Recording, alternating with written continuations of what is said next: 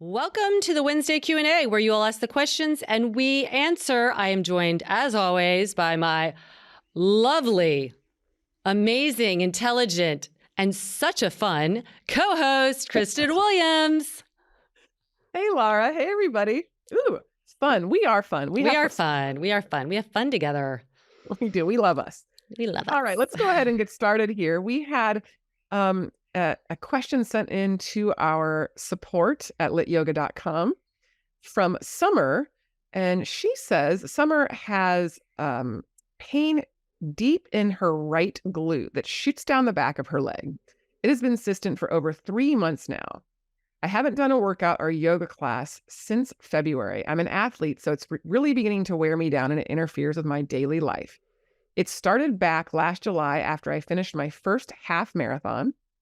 A few weeks after the race, I developed horrible low back pain that shot down the right leg. The doctors gave me a firm diagnosis without imaging tests, but he prescribed muscle relaxers and wouldn't give me a firm diagnosis. But he gave her muscle relaxants, anti-inflammatories, and told me to do piriformis stretches. The meds and rest eventually put it into remission, and I stopped doing all seated forward fold postures and never stretched my hamstrings without bending my knees, trying to be very mindful of neutral pelvis and to protect my SI joint and lumbar spine. But in February of March this year, it came back. This time I had no pain in the low back, just the glute in the back of the leg. It's worse first thing in the morning, and sometimes it wakes me up at night. I've been working with some functional movement practitioners for about a month now, trying to relieve and correct the issue, but it's truly a roller coaster. Some days I take 2 steps forward, I think it's getting better, and then the next I take 3 steps back. I can hardly walk without medication. Sitting aggravates it the most, especially sitting in a car. I have a desk job, but I've been using a standing desk exclusively since March.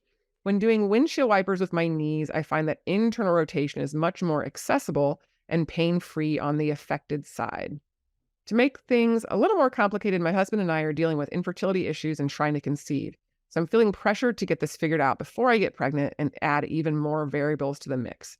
Any insight is greatly appreciated. Love your podcast, love your platform, and love the supportive and playful energy you put out. I want to get back and moving well so that my cup overflows again like yours.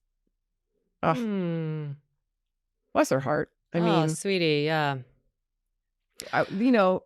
This is so frustrating, especially for athletes. And this is who we see get this presentation. Yes, it presents just like a sciatica, like a piriformis syndrome, like she was quote unquote diagnosed with, it sounds like, even though you wouldn't give her a firm diagnosis. And it's not uncommon to get this type of stuff after a endurance running event. I certainly have had flare-ups in the past myself. I will be honest, I haven't gotten one like that since I've been doing LIT regularly. So I do think it oftentimes boils down to an imbalance, especially when it's on one side. She did say she has a desk job, which is an immediate red flag for us, right? And she did say that she now has been exclusively using a standing desk, which is also another little bit of information, I think, that I myself, I have a desk that does sit and stand, but whenever we hear that people are doing an athletic event, a job, something that is prolonged, not to mention she's got this other stress in her life with infertility. To me, Laura, this is pointing to the hips, right? This is pointing to, she's talking about how that internal rotation on the affected side is more free. She's talking about how it's really dependent upon sitting. Sitting makes it worse. And it's presenting like a classic referred issue from the buttock, pelvis, hip. She's given us just about as much information as we could possibly have without seeing her, which I would love. You are someone, Summer, who I would love to look at your posture, to look at how you move, to really ask you, how does your practice feel left side versus right side? Do you notice a difference? You probably do. And what she says she's working with someone who's been doing corrective exercises. Has that been helping? There's so much more to go in here with for her, but I would absolutely be wanting to look at that hip mobility left to right, look at the hip strength left to right, look at her posture, her pelvis, um, Ding, and ding, ding. see where she Yeah. is. What else do you have on that one? Yeah, I mean, I agree, Summer. If you want to send us some postural pictures and some maybe hinging forward, but based on this, blindly going into it, I mean, my gut is the same. It sounds like a lumbopelvic stability issue that it correlates to the hip because so I have this skeleton behind me. You can't see it if you're not looking, but there's a lot of nerves in this lower lumbar area that meets up with the sacrum and the pelvis. If your pelvis is chronically tipping forward, you essentially are compressing that area those are nerves, but you also are compressing blood flow, you're compressing lymphatics, all of that. And that can just, over time, it doesn't show, this is the issue, it doesn't show up. You can be really active, really strong, and for years, maybe even decades. And then, you lean over and something feels really bad in your back. And it's been brewing. And it's connective tissue that is restricted. And that restriction, when your pelvis is not in neutral, is going to restrict your hip mobility. And what you're doing, sitting, standing, running, all in one plane, doesn't require huge ranges of motion of your hip. A lot of runners we see can kind of just throw themselves through the air, for lack of a better, term, and not use their hips that much. They can really overuse their shins and down the chain, and then their low back. So first, I would say, whoever you're working with, and by the way, come on to LIT, because our LIT Daily, we have an abundance of classes that emphasize, all of our classes, dare I say, emphasize lumbopelvic stability. But I know Kristen's got hip pathology series, a sciatica series. You don't have to have sciatica to take the sciatica series because all of these are under the same umbrella. There's some dysfunction and pathology in the lumbopelvic stability and hip mobility. That's all there together. And that could be coming from your rib cage not moving well there, thrusting the ribs forward, your position of your head. I just had a private yesterday who is having low back stuff. She always has shoulder and neck stuff, but her head is so far forward. So all of that tissue, I said, it's like putting on pajamas that are too small, that feeling. And it's like, there's going to be a tug. So you've got to work on your lumbopelvic stability and get proper spinal alignment and posture, because you need that to distribute load evenly, because when it's not aligned, that load from the ground, from your body weight above, is not being distributed evenly. So your low back might be really, really taking the connective tissue there is like really taking a lot of that. And that affects the way your hips can move, that affects the blood flow, and that'll affect the nerve. So that pain deep in your butt is really, I think, like Kristen said, referred. It's and that's where it's always, you've got to work with people who look at the whole system. Because if you go to where the pain is and you bullseye on that, you're really missing a lot. And you're missing well, how are your hips moving in different planes, getting up from the ground? Are you able to do some lateral movement? You talked about forward folds, seated forward folds. Take them off of just don't even do those. They will do nothing for somebody like you. They don't do anything for me. But for anybody that has that, they're going to give you the sensation of their pulling, but it's not going to change the biomechanics. So if you want to go deeper into this, please just send us a video and let us look at it. But that is my gut, is that it's definitely there. And good luck with the fertility stuff. I know that it's so mental, and just believe in abundance and believe that baby is coming your way, and prepare your body to be able to carry it healthfully. And you're doing that by even inquiring about it. But getting that lumbopelvic stability is so important prior to pregnancy, because those little things or not so little things can become more significant as the weight and the uterus is redistributing. weight on your Yeah.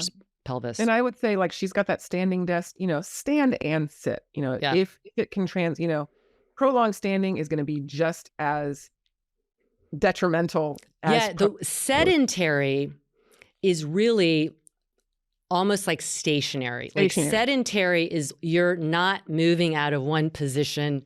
So it doesn't mean from sitting. It could be from standing. So Yeah. it's the variety of movement, and that you really need to move often. For somebody like you need to get out of your desk every 20 minutes. That's not going to, until this starts to, it doesn't mean you get out but you can get up for 5 minutes, do some lateral lunges, do some rotation.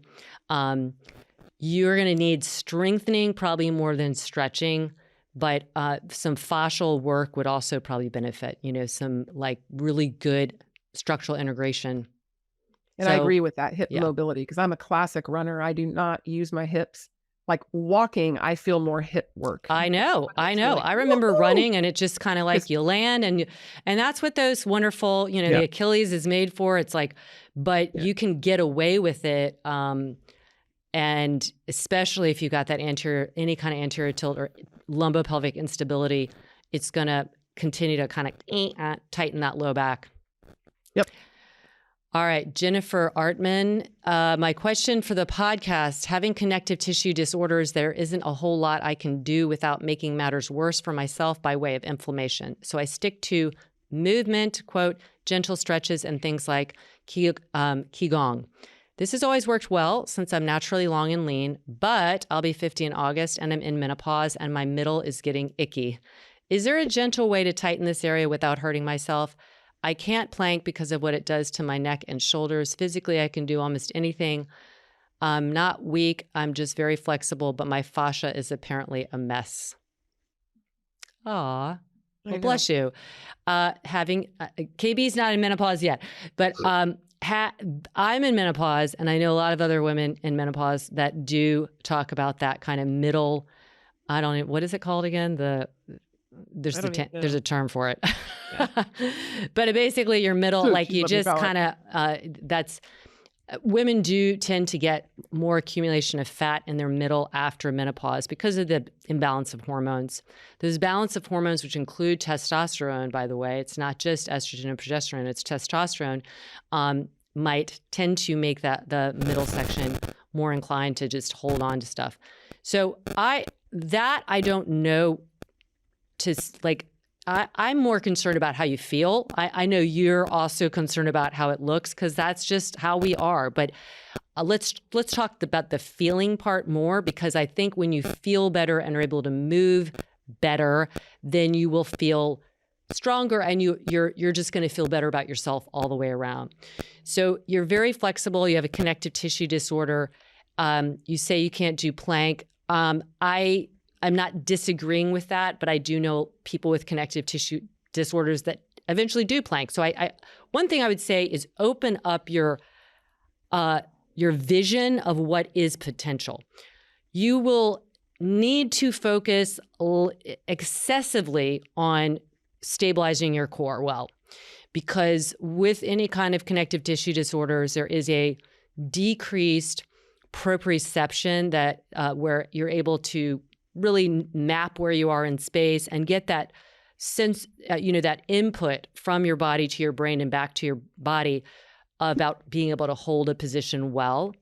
And so being on the floor is so good for you. You don't have to do plank. Do quadruped on blocks, where you're getting a little bit of more, I don't want to say instability, but it's not quite the same as a firm surface. Getting that ground reaction force up through your arms is going into your shoulders, which is going into your center as well via your scapula.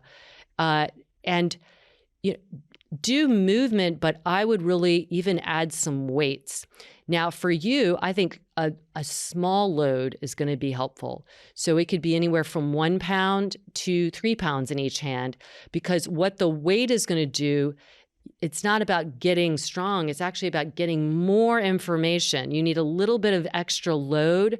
And I've seen this with people that I've worked with who have hypermobility, that gets more information into the brain about how to manage that, manage your center by having the weights in your hands. So even doing some squats with a little bit more weight in your hands to get more stability, to get more core integration. So core doesn't have to just happen by lying on your back and doing abdominals or being in plank. It can happen by moving your limbs, because that's what the core is meant to do, is stabilize against the movement of your limbs. And you can start without, much weight at all and just add a little bit more weight on there. What would you have? What would you add to that? Well, first of all, I love that you pointed that out about the plank, because we have some people with severe, I would argue severe, people on the platform, people who've been doing lit, and they've been doing it very slowly and really modifying, but it's been the most gratifying to watch them, especially, someone like her who has this connective tissue disorder. I mean, those are debilitating. They really are. And if you've never known someone who's had one, it's truly, to me, one of the worst things, I think, especially someone like her who is long and lean can have, because she already has just her body build working against her. If she was short and stout, connective tissue disorder wouldn't be as big of Right. an issue. But, she's already biomechanically set up to be, those longer levers are, you don't have the connective tissue to stabilize, but that doesn't mean, that you can't really work towards getting stronger. And I think that's going to help her. I think it is going to help the pooch, as Mm-hmm. well as just how she feels, getting that strength. Because I think what you're talking about with the proprioception and just having a hard time feeling, where you are in space, that also ties in, I would assume, to just that ability to create that longer shape.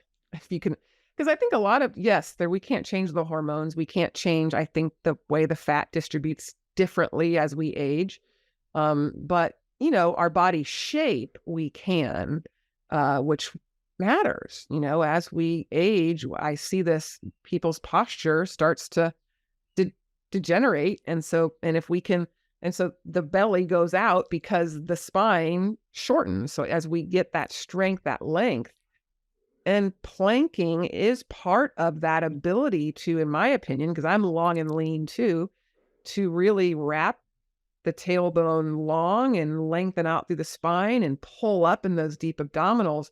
And then couple that with having a connective tissue disorder, she's really going to have to, plank could be a 2-year, 3-year goal that is broken down into, yes, quadruped, doing things And you very mentioned your qualified. neck and plank. So I would say lift your head up and look forward. A Yeah. lot of people have their head way too low in plank, and that burdens the neck and shoulders. Just lift it up a little bit, not like you're lifting your chin, but really almost lift it like you've got something underneath, which might feel a little awkward at first. And the other thing I would just add is watch what your forearms are doing. So everyone without hypermobility, but definitely with hypermobility, they just spin the forearm. That gives you that like locked out, hyperextended elbow feeling, which is a little bit of a speed bump to that energy coming up into your core. So Mhm. when I say don't spin your forearms, I mean look at them and don't let that move at all. And really think in your brain, even if it's not translating right away, about the back of your shoulder, your tricep, trying to tighten there to connect that energy from the ground up. That could be another reason that your shoulder and neck aren't feeling great, is if you kind of lock out your elbows like a lot of hypermobile people do and kind of spin up the forearms. Mhm. It rounds your upper back, and then you get the turtleneck. It feels awful for anyone, but I'm sure it feels really bad for you. But like what KB said, just starting in quadruped and then maybe walking your knees back a little bit. Plank doesn't have to necessarily or ever mean your knees are off the ground, but that you work toward that. So progress toward it versus just writing it off completely. And I Yeah, think I'm getting thinking on of your it. forearms too is important. Mhm. And in terms of endurance, Mm-hmm. Yep. that that maintenance of position for prolonged periods is tough. Yeah. And But keep That us will help. posted. We'd love to hear any other thoughts you have, Jen. All right. We got an anonymous question sent in to our podcast. She says she has a question for the podcast, which I love, by the way. Thank you so much for all you both do. I am a PTA, that's a physical therapist assistant, and a yogi, and really enjoy how you merge the two worlds. I have a friend recovering from osteomyelitis of the lumbar spine. While blood work and scans show the infection is going away, maybe 2 more weeks left of antibiotics, and he is moving better. He still has pain with bed mobility, rolling, supine to sit, and sit to stand, especially first thing in the morning. Any thoughts on exercises to help his back feel better, less stiff while he is recovering? As a clinician, I have never seen lumbar osteomyelitis and am unsure how to proceed. Thanks and be well.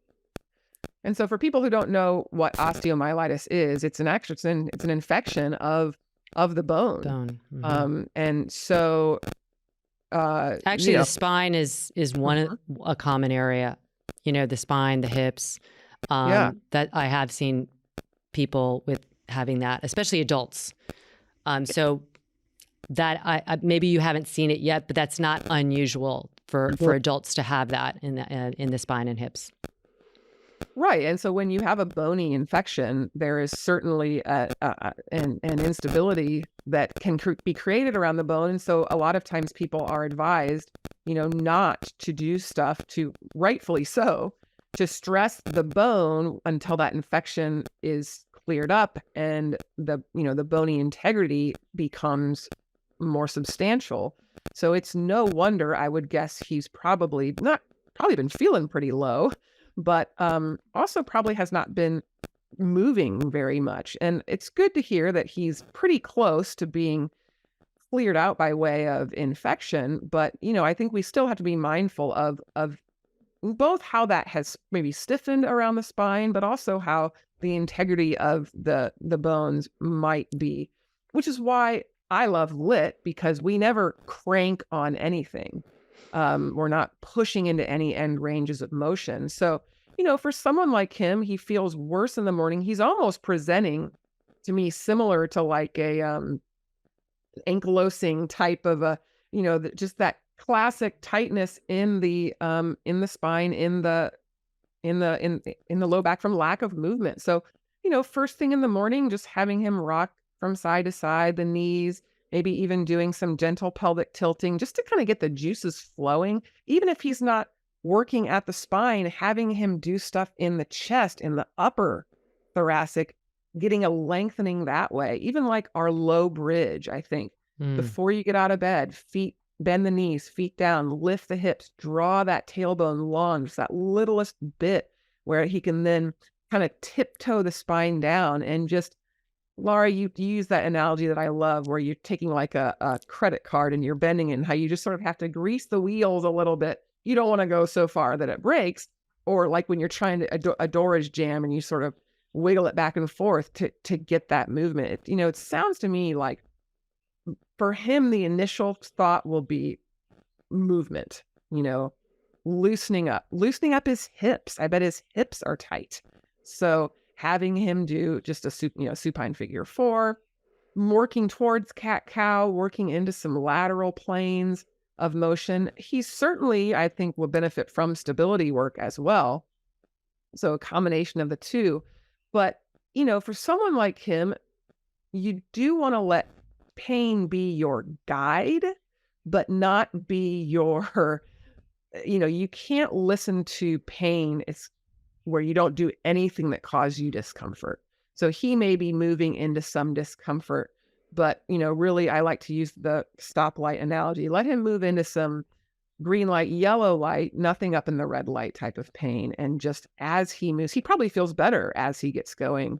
What else would you say for that, Laura? Yeah, I would look at it like this was a diagnosis. It's a bacterial infection. That itself is just almost analogous to anything. Like you had COVID for 2 weeks and you're in bed. There's having some attack to your body usually makes you less mobile and you're recovering, you have less energy, your body is using energy to help the healing process. So all in all, I would just look at it less like focusing on the lumbar, like the area that it happened, and just more that like he's just recovering from not being well. And that could apply to anything. Again, like, we've had so many people over the last few years with COVID. And of course, it's obviously a different disease and infection, but similar in the sense that recovery itself is going to feel like you're going to get fatigued and all that. So it's just like get the motor going.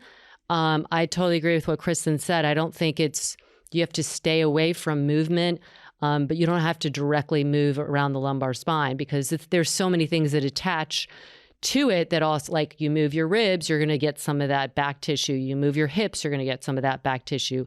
Lateral movement, awesome.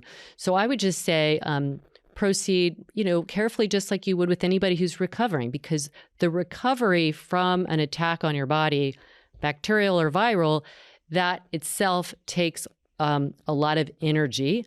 And that's why we feel so tired, when something like that happens.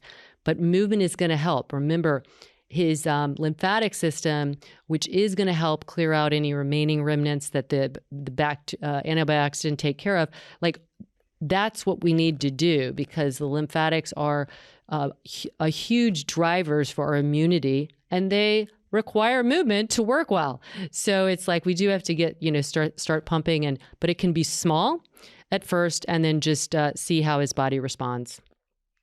Sure. Yeah, great questions. That was a variety. As always, we love your questions. We love that you are loving and supporting our podcast. We just are so grateful. So please keep the questions coming. You can find us on Instagram. I'm Laura.Hyman, KBWilliams99, or you can just directly go to the podcast IG handle, which is Redefining Yoga Podcast, and write a question there. And you can also email us. Like several of our questions came in today via email, support@lit, that's LYT, yoga.com. We get those forwarded to us, and we save them in a little folder, and then it might take us a few weeks, but know that we will get your questions answered, and nothing is off the table. So as we love if you would rate and review as well on whatever podcast platform you listen on, because that helps us. It does. It helps us a lot. And we love it. Yeah, we love it. So thank you so much. And as always, we're pulling for you.